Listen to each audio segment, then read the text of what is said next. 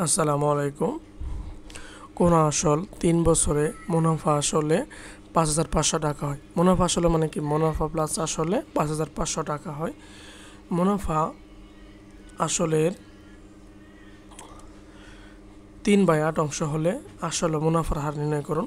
Important একটা math. তাহলে দৌড়ি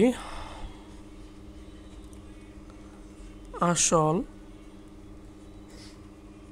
ইকুয়াল ৮ টাকা। তাহলে মুনাফা হবে মুনাফা ইকুয়াল আসলের মানে ৮ এর ৩/৮, তাহলে থাকবে হচ্ছে ৩ টাকা। ওকে, এখন মুনাফা আসল ইকুয়াল ৩ ৮ যোগ করলে হবে ১১ টাকা। যখন মুনাফা আসল ১১ টাকা হইতেছে তখন আসল ৮ টাকা। যখন মুনাফা আসল ৫,৫০০ টাকা হবে তখন আসল কত? তাহলে লিখব যে মুনাফা আসল ১১ টাকা হলে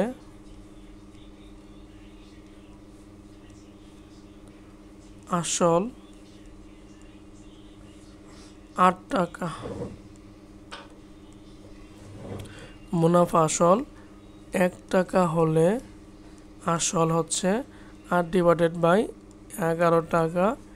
মুনাফা আসল ৫,৫০০ টাকা হলে আসল ইকুয়াল ৮ গুণন ৫,৫০০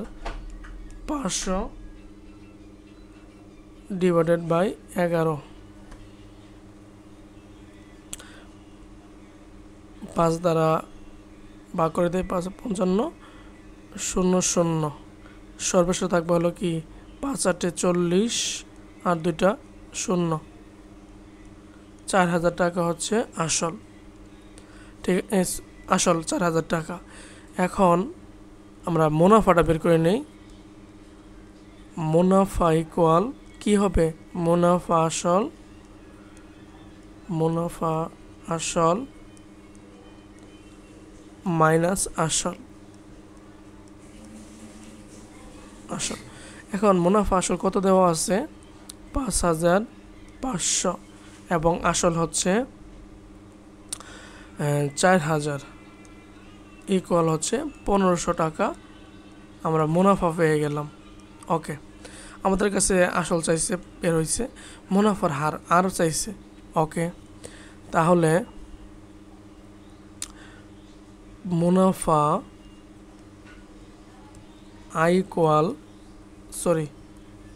মুনাফা ইকুয়াল ১৫০০ টাকা এবং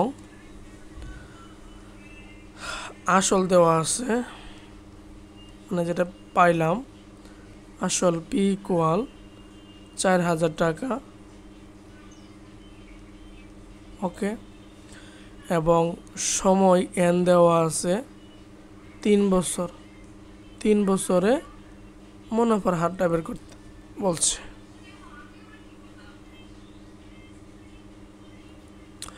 তাহলে আমরা জানি যে আই ইকুয়াল PRN।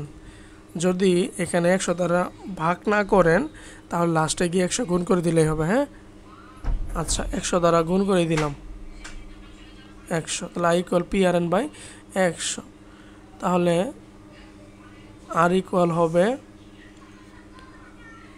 ১০০ গুণন আই ডিভাইডেড বাই হচ্ছে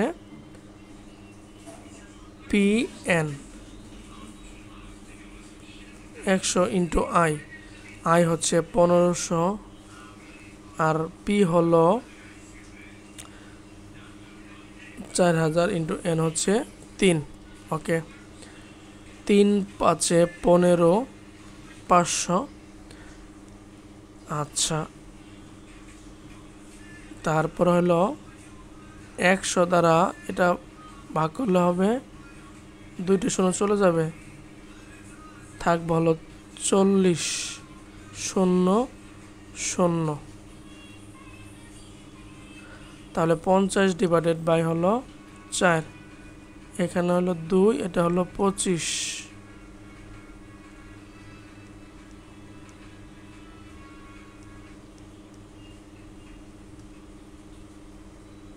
না না না, একবার আগে দেই।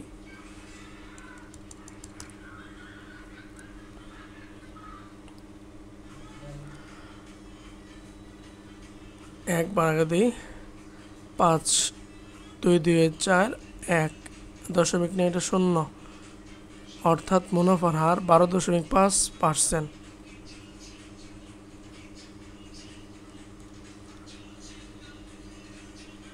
12.5%।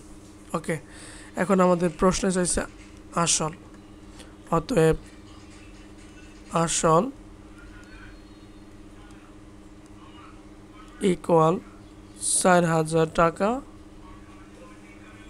ও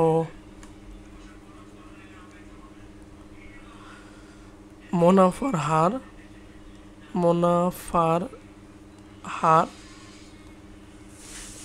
ইকুয়াল 12.5%। ওকে।